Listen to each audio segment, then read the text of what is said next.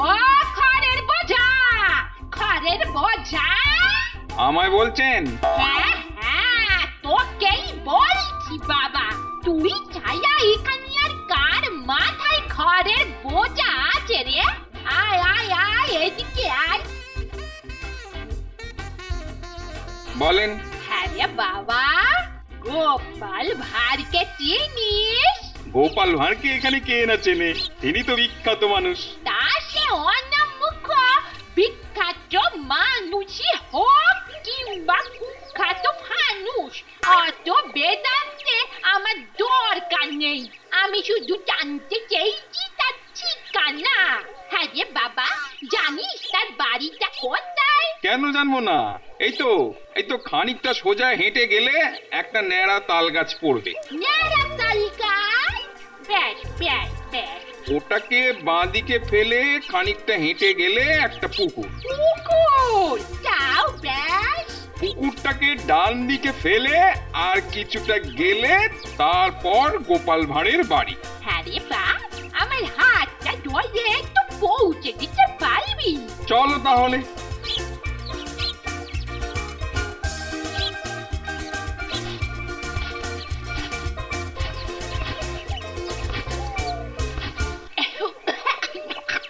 যাবা, জামাই বাড়ি যখন পেয়ে গেছি, তুই তাহলে এখন যা। আয় আয়। তোমাদের নিকট লোক পৌঁছে দিয়ে গেলাম। এই যে খুকি, কেমন আছিস? কে গা তুমি? ঠিক চিনতে পারলাম না তো। মা, এ কি কথা গা? মানে মনা পিসি? বাবা, কি ভাগ্যি আমার! এত বছর পর ভাইটিকে মনে পড়লো। আরে মা, মনে পড়বে না কেন? কিন্তু শুধু আসি আসি করে এতগুলো বছর কেটে গেল। তা খুকি, তুই এমন ধুমসি হলি কি করে? ছেলেবেলায় তো কি সুন্দর চিপচিপে ছিলিস। কি ধুমসি আমি? তা হয়তো হয়েছি, কারণ এই বয়স বাড়ার সাথে সাথে। কিন্তু পিসি, তুমি বা এমন বেঁকে গেলে কি করে? কি রে বলি, বয়সটা তো আমার কম হলো না? জীবনের নানান বাঁক পেরোতে পেরোতে না পিঠটা কেমন জমড়ে মোচড়ে গেছে। তা হ্যাঁ রে খুকি, জামাই কোথায়? দেখছি না তা। ও বাজার গেছে। বাজারে গেছে? জামাই একটু পরে গেলে বা আমি একটু আগে এলে বাজার থেকে জামাইকে ভালো দেখে মানগো আনতে বলছু। হ্যাঁ মনে পড়েছে গো, মানকচু তো তুমি আবার খুব ভালোবাসো। ঠিক আছে, কালকে আনতে বলবো খন। আমি তাহলে টক করে একটু চারটে সেরে আসি। তোদের বাড়ির পাশের পুকুরের জলটা কি পরিষ্কার রে? দেখে ডুব দিতে ইচ্ছে জাগলো আমার। তো যাও না, যাও টক করে ডুব দিয়ে এসো। শোন, আমি কিন্তু তোদের এখানে বেশ কিছুদিন থাকবো বলে এসেছি রে। থাকো না কেন, যতদিন ইচ্ছে হয় থাকো। রাজরানী আমার, রাজরানী হ। এই না হইলে নিজের মায়ের পেটের ভাইয়ের মেয়ে।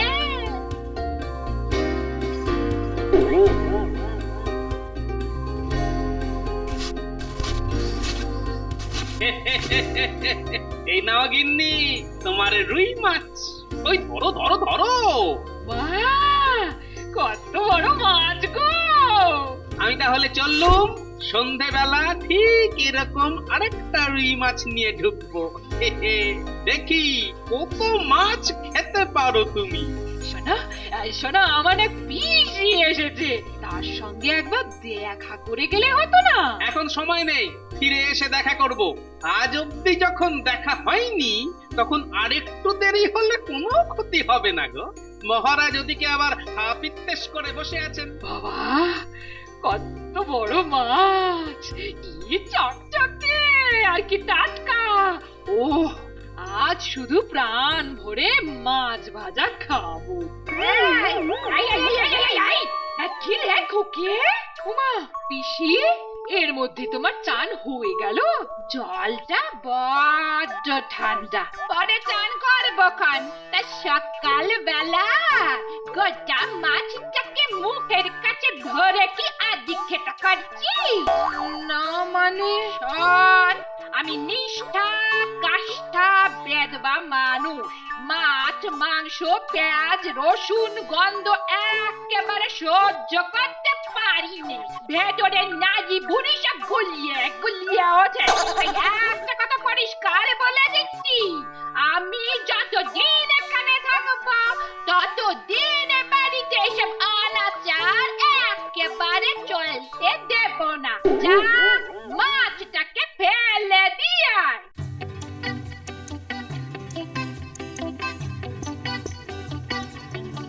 এ তো আচ্ছা আপদ, দাম দিয়ে কিনে এত সুন্দর মাছটাকে ফেলে দিয়ে আসতে হবে। আচ্ছা এক কাজ করলে হয় না, মাছটাকে পুটির মায়ের কাছে দিয়ে আসি, কাটা কুটি ভাজা ভুজি সব ওই করুক, পরে সুযোগ বুঝে এক ফাঁকে গিয়ে না হয় খেয়ে আসবো। এটা তো ছোট। ধরেছি ধরেছি, চুনো মাছ ধরেছি।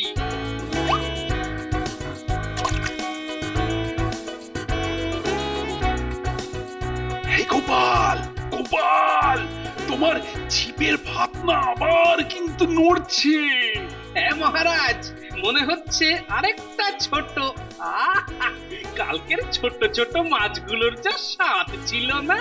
বলো কি গো, কিন্তু বড় কাতলারই তো স্বাদ হয়। না না না মহারাজ, সে তো বাজার থেকেই কিনে খেতে পারি, কিন্তু ছোট মাছ তাছাড়া স্বাস্থ্যের পক্ষেও ভালো। তাই আমাকে জোর করে বড় মাছ দিয়ে দেওয়া না, শুধু নিজের স্বাস্থ্যের দিকে নজর। আমি বুঝি কেউ নই। সেই জন্যই তো আমি চুনো মাছের চার নিয়ে আসি মহারাজ। তাই ভাবি, গোপালের ছিপে শুধু চুনো মাছ ওঠে কেন? আজ হবে চুনো মাছের অম্বল। জিভে জল এসে যাচ্ছে। আজ কিন্তু চুনো মাছ আমি নেব। সে কি, তাহলে অম্বল? আজ সেটা আমি খাবো। ধরেছি বেটাকে। মহারাজ, মনে হচ্ছে কোনো বড় মাছে বর্ষি গিলেছে। বাবা বাবা, এ তো খুব বড় মাছ গো, আমার পুকুরের সেরা মাছেদের একটা। বাহ, তাহলে এটা নিয়ে যান বেশ করে। গোপাল, এই মাছটা আজ তোমায় দিলাম।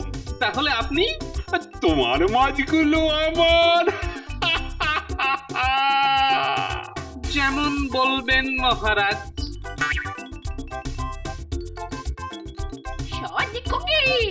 আমি যে কদিন এখানে থাকবো সে কদিন তোদের ওই শোবার ঘরটাকে কিন্তু আমায় ছাড়তে হবে। ঘরটা আমার খুব পছন্দ হয়েছে, কেমন দক্ষিণ খোলা। হ্যাঁ হ্যাঁ, কিন্তু তোমার জামাইয়ের ওটা খুব পছন্দের ঘর গো। তাতে কি, তাতে কি, সে কি আর আমার পর? ঘরের একদিকে থাকবে আমার কেষ্টরাতে আর শিব দুর্গা, আর অন্যদিকে ওদের ভোগে রান্নার ব্যবস্থা। সর্বনাশ, ঘরটাকে তো তাহলে পুরো ঠাকুর ঘর বানিয়ে ফেলবে দেখছি। বলছি পিসিমা, বলছিলাম কি, আমার তো ঠাকুর ঘর আছে গো, ওখানেই তো তোমার ঠাকুরদেরটা রাখতে পারো গো। বালাই সাত, তোদের ঠাকুরের আবার জাত ধর্ম কিছু আছে নাকি? তোরা তো মাছ পেঁয়াজ খাওয়া অপবিত্র গায়ে ঠাকুর ছস। শোন, আমি যে কমাস তোদের এখানে থাকবো সে কমাস তোরাও কিন্তু মাছ মাংস ছুবি না, রাঁধবি না। এই কথাটা মনে থাকে যেন। না হলে কিন্তু আমি রণচণ্ডীর রূপ দেখাবো। তো আচ্ছা গেরো, আমরাও মাছ খেতে পারবো না? উনি তো আবার মাছের গন্ধ ছাড়া এক রাশ ভাতও যে মুখে তুলতে পারেন না। গিন্নি, ও গিন্নি, এই দেখো দেখো গিন্নি, কত বড় রুই মাছ। দেখো কি রে পিসি, মাছ নিয়ে বলি কি ধারা মধ্য চলছে রে তোদের বাড়িতে? আর মাছ আছে এই অনামুখ চাইবে কে রে? ও তোমার জামাই পিসি। ও, আপনি তাহলে পিসিমা? এই ছুঁয়ে দিলে হায় ভগবান, আর হাতে ছুঁয়ে দিলে।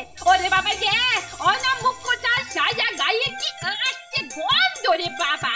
এই শীতের বিকেলে আমাকে আবার নাইতে যেতে হবে। দূর হ দূর হ দূর হ,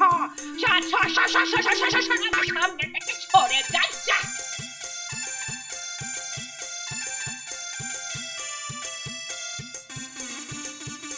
বাবা, এ শাশুড়ি না অশরী? চুপ, শুনতে পেলে আবার অনর্থ ঘটাবে। যারা কি আমার পিসিমা গো। যাও যাও, মাছটাকে কেটে কুটে রেঁধে ফেলো। এই বাড়িতে মাছ রান্না হবে না। তার মানে? কৃষি ফরমান জারি করেছে, যতদিন এ বাড়িতে থাকবে ততদিন এ ভিটেতে মাছ মাংস পেঁয়াজ রসুন বন্ধ। কারণ এসবে নাকি খুব গন্ধ গো। তাহলে ওটা আমায় দাও। পিসি চান করে ফিরে আসার আগে আমি এটা পুঁটির মায়ের কাছে দিয়ে আসি। রাতে গিয়ে লুকিয়ে খেয়ে আসা যাবে গো। দেখো,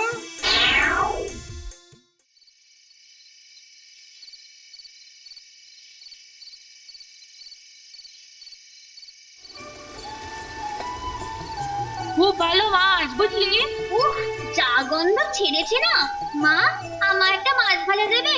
এখন নয় মা, আগে গোপাল দাদু আর দিদিমাকে আসতে দে, তারপর প্রাণ ভরে আঁশ মিটিয়ে খাবি।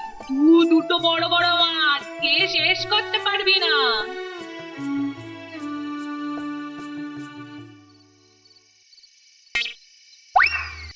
ভেবেছে আমি ঘুমিয়ে কাজা, তাই আমাকে ভক্তি দিয়ে দুজনে ফিস ফিস করে কি যেন বলছিল না।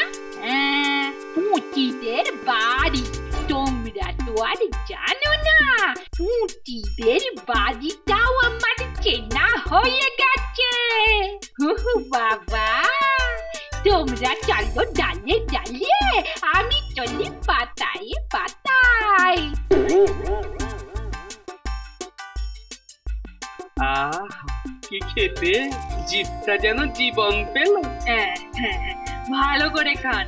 যতদিন আপনার পিস শাশুড়ি থাকবে ততদিন আপনারা দুজনে আমার বাড়িতে এসে মাছ ভাত খেয়ে যাবেন। পুটি বলে আপনি তো আবার মাছ ছাড়া ভাতই খেতে পারেন না। আসলে বাঙালি তো, মাছ ভাতেই যে জীবন।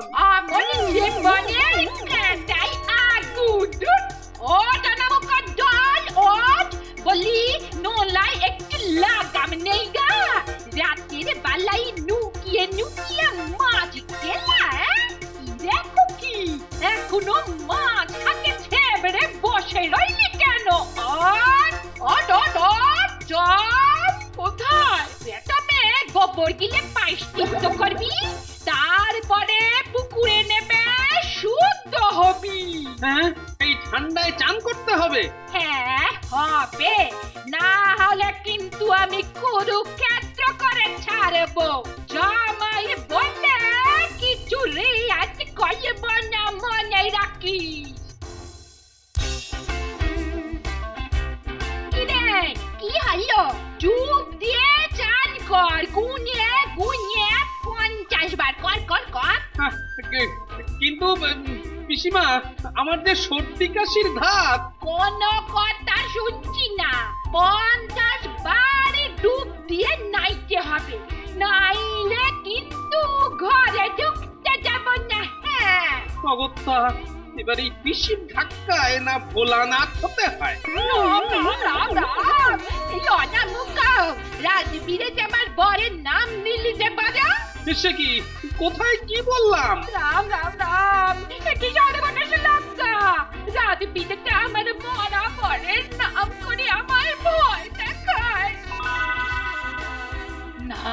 পিসি, ও পিসে মশাইয়ের নাম জানে না, ও শিব ঠাকুরের নাম করছিল গো। বটে পিসির তাহলে ভূতের ভয়। ও তাই বল, এই দাইতে রইলি কেন? ডুব দে ডুব দে ডুব। নাও নাও নাও নাও, ডুব দাও ডুব দাও, দাও দাও দাও দাও ডুব দাও। হ্যাঁ গো, তোমার এই পিসে মশাইকে দেখতে কেমন ছিল বলো তো? খুব সুন্দর, প্রায় আমাদের মহারাজের মতন। এই দাইরে রইলি কেন?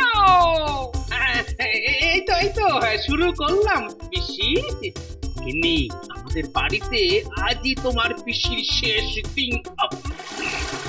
1 2 3 4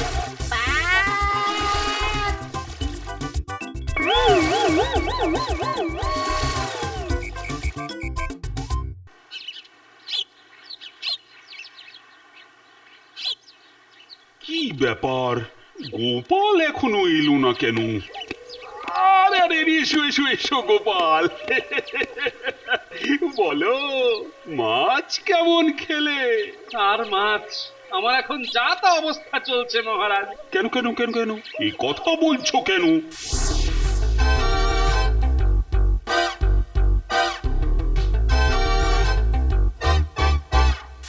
আরে তোমার ঘটে তো এত বুদ্ধি, আরে বুদ্ধি দিয়ে তাড়াও। বুদ্ধি একটা বের করেছি মহারাজ, কিন্তু ওই তাতে আপনার সাহায্য লাগবে। আমার সাহায্য? বেশ, তা বলো শুনি।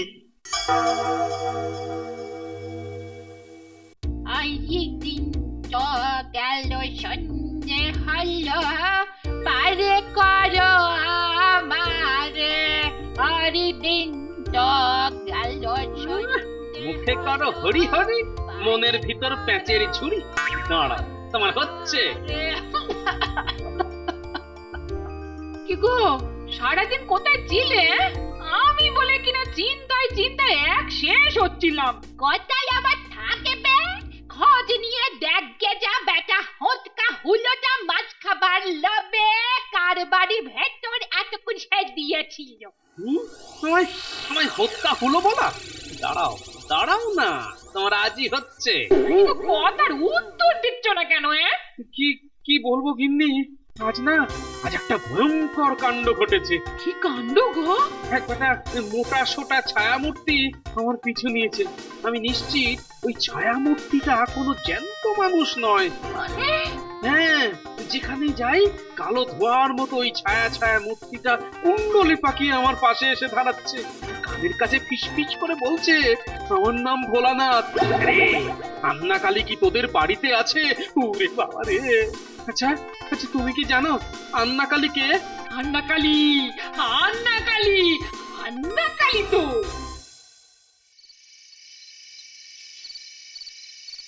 ওরে বাবা রে, মোটা ছোটা ছায়া মূর্তি, নাম বলছে ভোলানাথ। সে আবার আন্না কালীকে খুঁজছে। ওরে বাবা রে, কি করবো, কোথা যাবো? যাবো গো। আন্না কালী, কেমন আছো? চিনতে পারছো? আমি ভোলানাথ, তোমার স্বামী। ওরে বাবা, মারা 40 বছর বড় জায়গাটা দেখছি একই রকম। চেহারাটা একই রকম দেখছি গো। ওরে বাবা রে, কি হলো? এসো, আমি যে তোমায় নিয়ে যেতে এসেছি। তাই মরণের পরে সকলকে যেখানে যেতে হয়, তোমার পালা এসেছে যে। আমি বলতে চাই না। সে বললে কি চলে? আমি একা একা এই নিম গাছে আর কতদিন থাকবো? অনেক খুঁজে তোমাকে এখানে পেলাম। এসো।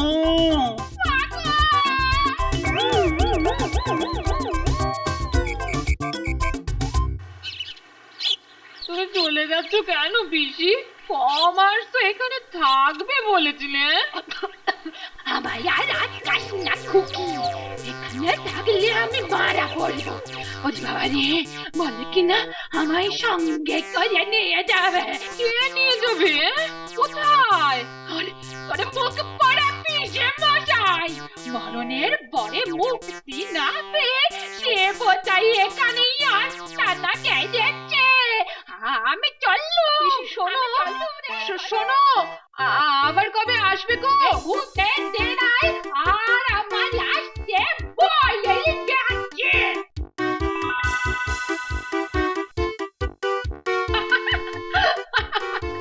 যা জব্বর ভয় খেয়েছে না, জীবনে আর এ পথ মারাবে না। গিন্নি, মাছটাকে খুব ভালো করে রেঁধে ফেলো। মহারাজ মানে আমাদের ভোলানাথ কিন্তু আজ দুপুরে এখানেই খাবেন। বেড়ে বলেছো, হ্যাঁ? এক রাতের জন্য কৃষ্ণচন্দ্র থেকে ভোলানাথ। তা গোপাল, কাল কেমন একটু করলাম বলো? ফাটাফাটি। শুধু আমার অভিনয় নয়, তোমার বুদ্ধিটাও কিন্তু ফাটাফাটি।